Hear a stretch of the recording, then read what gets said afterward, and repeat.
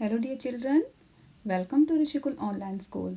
Let's continue chapter number 1 of Geography, in which we are studying about the resources.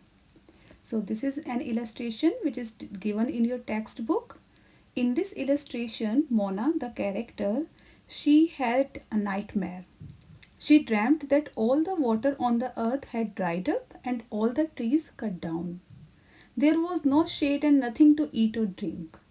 People were suffering and roaming around, desperately looking for food and shade. So Mona, she was dreaming about the scarcity of resources, because as we have already studied that some resources, they are exhaustible. That's why we need to conserve the resources. Using resources carefully and giving them time to get renewed is called resource conservation. But here the question arises that how can we conserve the resources? How can we ensure that resources are available in future too? So that can be ensured by the sustainable development. Sustainable development, that is the balancing the need to use resources and also conserve them for the future, that is termed as sustainable development. There are many ways of conserving resources. Each person can contribute by reducing consumption, recycling and reusing things. So we have the principles of sustainable development, and the first and the foremost is respect and care for all forms of life.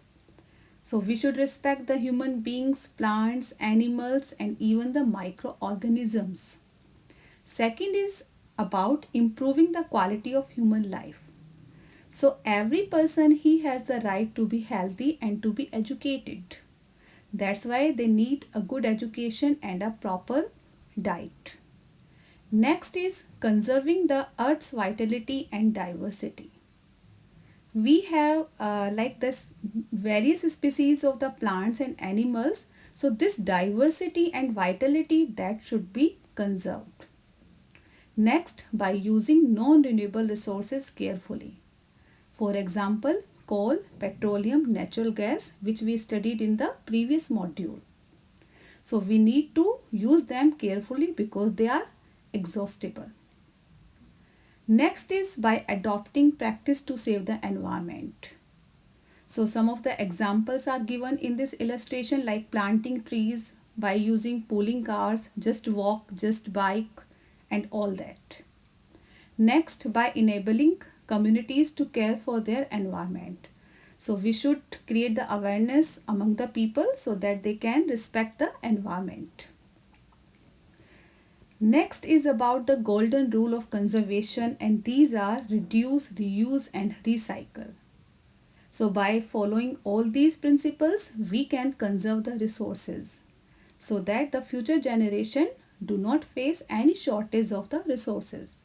So dear student, this was all about this module and the chapter.